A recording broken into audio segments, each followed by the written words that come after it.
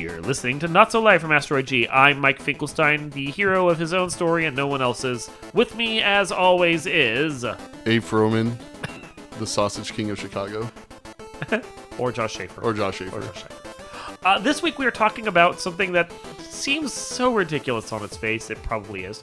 The two garage guys from Ferris Bueller, clearly going to be recast because it's been 40 fucking years, are going to be getting their own spin-off movie about their adventure with the Ferrari while Ferris Bueller was off having the more interesting adventure. Yeah, which is bizarre because I think the scene of them jumping the curb with the Star Wars theme song, that's all we needed to know. Yeah, we didn't really need to... They went on a joyride. What more is there to tell? It reminds me of a lot of those direct-to-video sequels, 100%. That have nothing to do with it, but they're like, we have a license, let's make something. Yeah, but who's this movie for?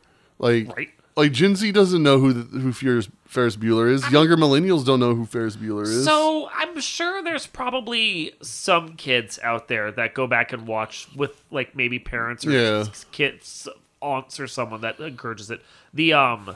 The movies from that generation, the Brat Pack movies, 16 Candles and Ferris Bueller. And, among all of them, Ferris Bueller is probably both the funniest and the least offensive. 100%. Yeah. Yes, it is the trials and tribulations of dumb, rich, white kids who don't want to go to school. But at least there's no Asian stereotypes, there's no sexual harassment. Yeah, I was trying to think. I was like, I can't really think of a scene that would be like, oof, problematic. Yeah. No. I can't think of one. The worst that they do is they're really asshole-ish to a French guy, which it's the French. Yeah. Yeah. As an adult, I kind of sympathize with, and as a teacher, too, I sympathize a little bit more with the assistant principal Rooney, but he's a child molester, so now... So now it's like, shit. The biggest issue I have showing this movie to a kid is whether or not, Rooney... Yeah. And the fact that he's a child molester now. But I already own the film, so it's not like they're making more money off me if I watch it again. Yeah. So, yeah. But it's the thing of, the Garage Guys are not the character I would focus on for their own adventure. I would do a Cameron sequel. Oh, yeah, Cameron sequel. Cameron in college. Yeah, Cameron in college trying to pay off his debt to his dad. Yeah. Slowly becoming a Van Wilder-esque figure. Yeah, that one seems way more interesting. Actually, maybe just following Charlie Sheen. I was about to say, it's like Charlie Sheen, what he did to get in prison. Yeah. I would watch that movie. Hell, even a sequel that focused on the sister having her own day off, learning to be like her brother. Yeah. There are sequels or sidequels or whatever you do that are way more interesting than this. Even the secretary... I would watch a movie with her more so. Right. Or the Sausage King. What happened when he goes to the restaurant? His reservation's gone. Then he has to go on his own wild adventure. It's you're not the Sausage King. I am the Sausage King. I'm Abe Froman. Look at my license. We've played this trick before. Yeah. Anyway, but this movie strikes me like some other sidequels that have happened or have been suggested. There was the Get Smart movie with Steve Carell in it that had a direct-to-video sidequel. It was not good. No, I didn't think it was. I didn't watch it. I didn't watch the Get Smart movie. It wasn't bad. But those two Q-type characters got their own sidequel that took place during the course of the movie or something. You can get movies like Anchorman that had enough B-cut B-plot that you get a whole other movie out of it. They were talking about doing a sidequel for Harold and Kumar that focused on the two Jewish characters. Yeah, I would watch their own that. trip that night. Yeah. It's just more David Krumholtz, so why not? I love David Krumholtz. Yeah, but he's become our new... We're going to cast David Krumholtz in everything this Tom season. Cruise and David Krumholtz in everything. Cruise Holtz. There's our new pairing. It would be like a romantic buddy cop movie. Don't tell me I can't love you. Get out of the plane. It's not kosher. I can make that joke. But I can't. So I guess my thing is, if we're going to do a movie like this, if we're going to have a sidequel, can't we get a better one? What sidequel should we have instead? We already suggested a bunch for Ferris Bueller that work. But let's go further afield. Let's see what we can do for good sidequel movies. So I think it'd be cool to see a sidequel like Back to the Future. Yeah. I feel like there's the biggest plot hole is Doc Brown and the Libyans. Yes. How did he get to that point? How did how did any of that happen? Because it's just like such an underhand. It's like, yeah, I sold fake plutonium bomb to the Libyans, and then that's it. It's like, what? Like, can't we have a little bit more of that? And don't you think the Libyans would find out that you're not dead? Right? Yeah, like, they're just going to sit there going, well, we shot him, that's that. We didn't think to check about it, though. Yeah, and then you think about it, and the reason why he's, like, doing his time travel stuff is because he's literally on the run from the Libyan terrorists. Well, I mean, what if the Libyans ransacked his lab, and then right? suddenly they were chasing him through time and space? Right? Yeah. That makes... I just came up with something brilliant on the fly. That is actually really brilliant. Where was I? I need to go back to Hollywood. Back to the Future 4 right there. That would have been fantastic. Well, because it's also the thing of, he does a lot, and he has a lot of gadgets, so they'd have to dig through a lot of stuff. But he doesn't seem like the kind of guy that'd be like, well, I've made a time travel device, let's burn all the notes about it. Yeah, because they see the car leave, too. Yeah. Like... Yeah. They were supposed to, like, he's relying on Marty to destroy all the evidence of it. Yeah. All Marty does is get the car blowed up. Like, Marty doesn't go back to the lab and burn all the notes or, like, destroy all the videos that Doc Brown took of him inventing the thing. And then Doc Brown just goes and makes a time travel train. Like, yeah. So clearly he had notes around. Yeah. He knew what he did. Like, it's also the thing of, like, he has all these giant dioramas. You don't think the Libyans are going to go to the lab and go, what's this all about? Right? Let's kidnap another scientist. So, I mean, the one side quote that I saw that's actually is happening, which I'm at least a little more interested in, is they're doing a podcast about written by Nicholas Meyer, following Khan on SETI Alpha 5. All right. Or, I'm sorry, SETI Alpha 6. Which is the joke that someone made in the comments because the podcast is saying his time on SETI Alpha 5, and someone in the comments had to be like, it's SETI Alpha 6. Nerd. The pedantic in me loved it so hard. But is he wrong? He's not wrong. That's the point. I think they would have at least Googled that. Okay, so this is a problem I have with that movie, which is the Federation didn't notice a planet blew up. Right. Like, at all. No one in their star charts is sitting there going, computer, how many planets are there in SETI Alpha? Which one are we at? Computer didn't sit there going, the orbit of this is wrong. This is clearly SETI Alpha 6. No, none of that. Nope. You gotta suspend belief, which you shouldn't do in a Star Trek movie. Yeah, we already suspend our belief about, like, dudes with giant pointy ears living on their own planet. Like, don't push us too far. Right? That's some stellar cartography shit that someone should have picked up on. Especially since we know they have a stellar cartography group. Yeah, especially on, like, every ship. Yeah, right? They have a holodeck and a stellar cartography. We've seen those two things. Yeah. Yeah. But, and like, the Roman history expert. Yeah, but like the idea of following him on his adventure on the planet and eventually seeing it fall apart, we know where it goes, but that's like a long enough time span with a very interesting character that I can see it working, especially in like podcast form. Yeah. So that one I'm okay with. Yeah, I'd be okay with that one. Yeah, I don't know. I kind of want to see if we're gonna like give anyone their own side story. I kind of want to see the adventures of Van Helsing before Dracula. Because that dude knows way too much about vampires. Yeah. I like the What We Do in the Shadows take on. It's just in the blood. Yeah, but, like, I like the idea that this old scientist has, like, lived for years and years, like, knowing vampires exist, and no one listens to him.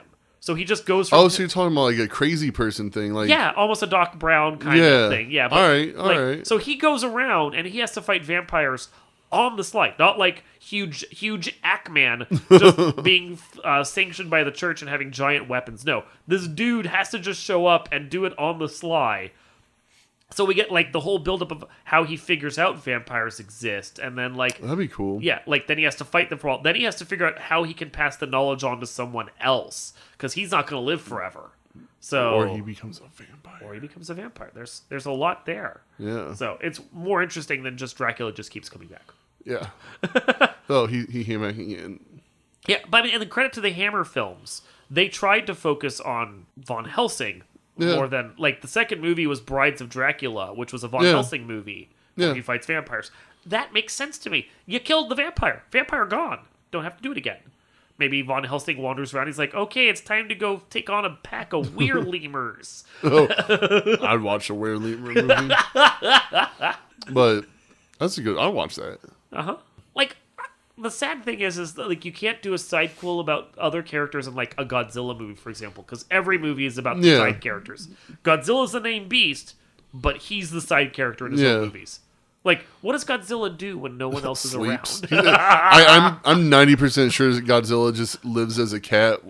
He's just like in the ocean, just chilling, and then he's like, "Oh, long stretch," and then he gets up, and he's like, "Okay, time to go like smash Tokyo again." And then a giant patch of sunlight happens, and he passes back out. Right? Like that's all it is.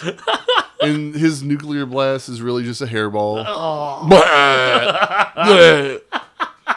That's why it takes so long to charge up. Because You're not wrong. That is really fair. But I watched a Jack Burton sequel. Another Snake Plissken? No. I'm sorry. I was thinking. From Big Trouble. Big Trouble in Little China. Because he was the side character, right? He was he thought he was the hero of the story, but the hero of the story was his friend. Yeah. Yeah. Wang. Was it actually Wang? Yeah. I thought I was being racist when I was about to say it. I did too for a second. I was like, no, because it always bothered me because it's pronounced Wong in China, but he's like, Wang? I'm American. It's Wang. But just to see what he would do, like... Yeah, other adventures. Like, always... But he has to always stumble into... Oh my god. It would be fantastic if he stumbled into The Thing. But it's not Kurt Russell as the guy from McCready. It's like Jack Burton. Jack Burton in like another thing landing. That'd be funny. Just place him in random fictional things that just monsters show up and he's just randomly there. And eventually he just is like, it's just what I do. God damn my truck.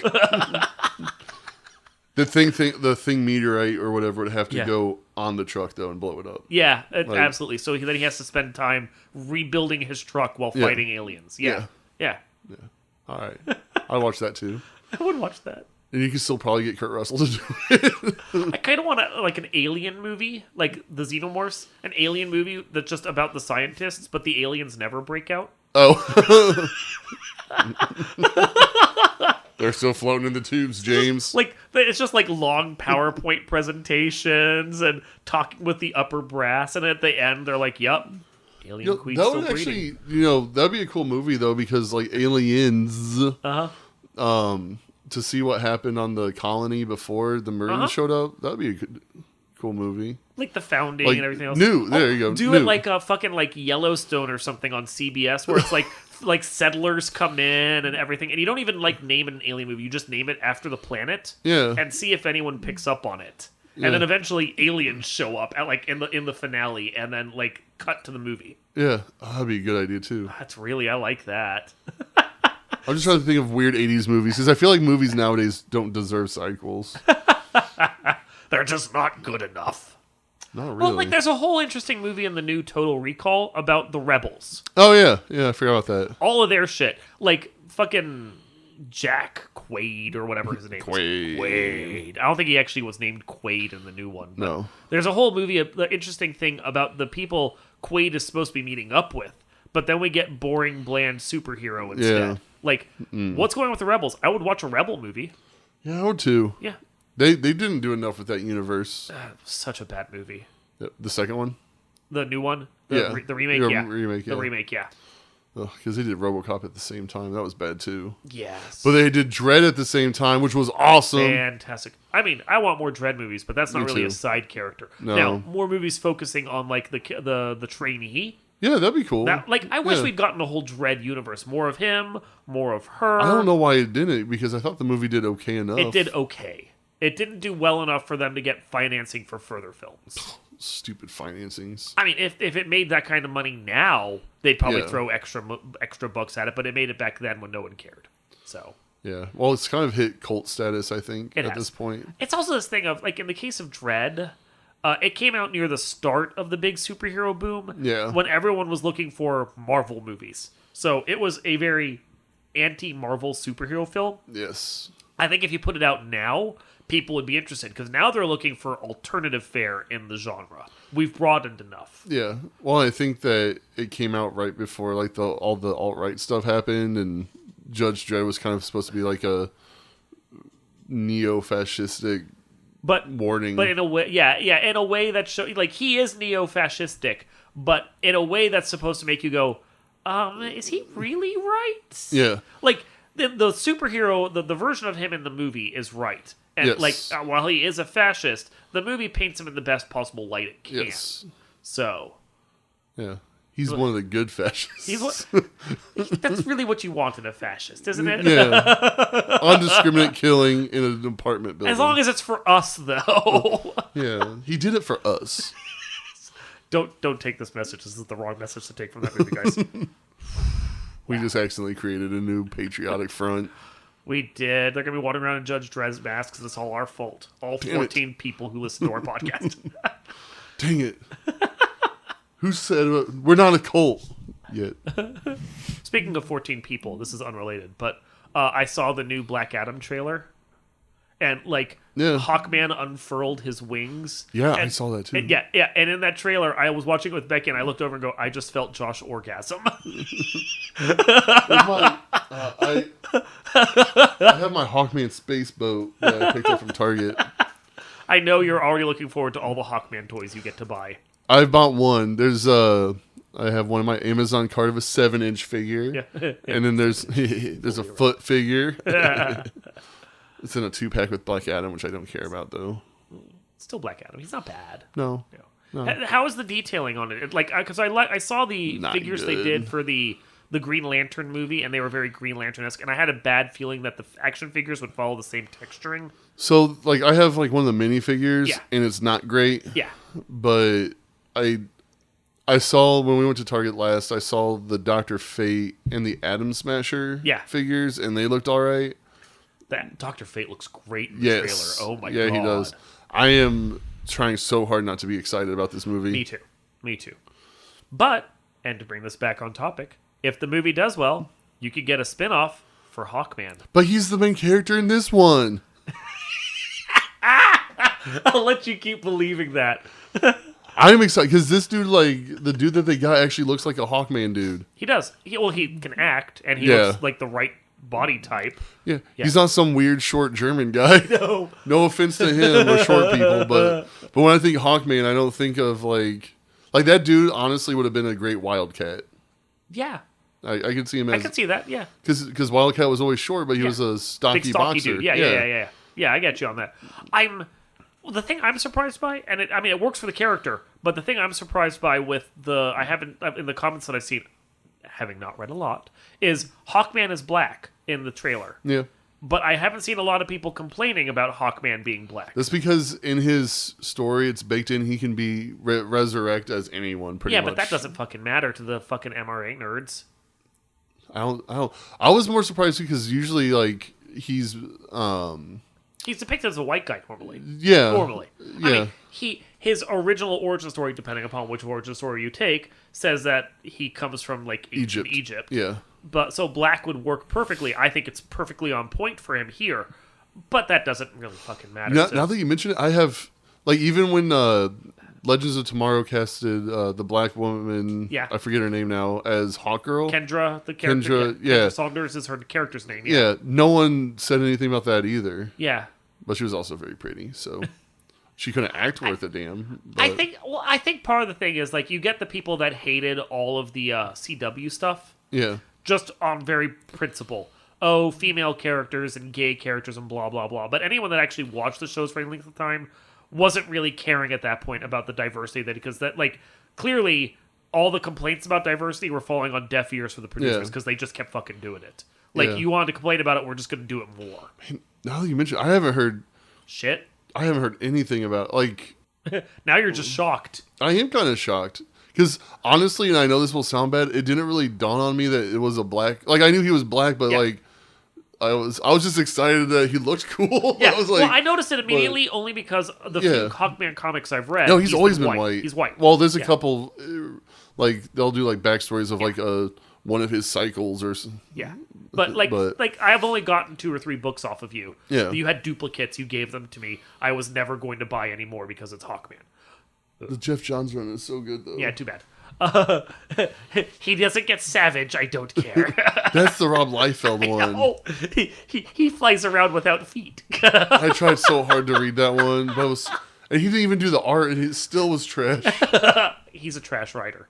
But anyway, so I mean, I'm looking forward to the Black Adam movie because it could spin off a bunch of Justice Society characters. Yeah. Well, that would be great. You have like 3 of the big ones: Dr. Fate, Hawkman, and Atom Smasher right out of the gate. And Shazam's, I don't know if he's going to be in this movie. Tangentially related. I mean, Black Adam doesn't get his power without the power of Shazam existing in the same universe. Yeah. So because I heard it's like a sequel, but not sequel to the Shazam movie. I don't think it like I haven't heard anything about Shazam showing up, and I haven't heard anything about it technically taking place in the same universe. But they're all produced by New Line. Yeah. So you would assume there's going to be a reference or a cameo or something. I guarantee you, with how quiet everything is about that front, he's going to show up in a Sting or something. What I think is most interesting, and as we're way far off the field at this, but we saw the trailer, so whatever. The head of the Suicide Squad, Amanda Waller, makes a cameo in the trailer, which means Amanda Waller, played by Viola Davis. Yeah. And she's like doing basically the same thing she does in the main DCEU, which would seem, even if this was supposed to be an Earth 2 series, to connect it to the main DCEU. So it's like, are they using Black Adam and Shazam as a way to backdoor reboot into the Justice Society version of these characters, and all the ones we know before are just going to kind of... Yeah. I think that I would be okay with it, because they've screwed the DC universe up to the point where... Yeah. Like, I don't know how they would rebuild it. Don't know how they salvage, without doing an Earth 2 and then bringing it back so Earth, like Batman, Superman come into it like the normal... Which, amusingly, to keep this back on topic still, would mean that the Aquaman movie we're getting later is a sidequel to everything going on. Yeah. Yeah. I'm okay with this. I am okay with that, too. That was one of the few movies that was actually enjoyable, was the stupid Aquaman movie. Yeah, it was fun. It was alright. It wasn't great, but it was better than everything else the DCEU has had. Like, the bar was so low and it managed to go over it. Yeah. Now, his character, that Aquaman played by Khal Drogo, having an adventure with the 2 Ferrari guys from Ferris Bueller, just driving around together. He could be one of the Ferrari guys. That would be fantastic. Yeah. So, this has been Not So Live from Asteroid G. I'm Mike, did not destroy my dad's Ferrari. Finkelstein. I'm a Libyan. I'm Josh Schaefer, not Libyan. We will see you next time.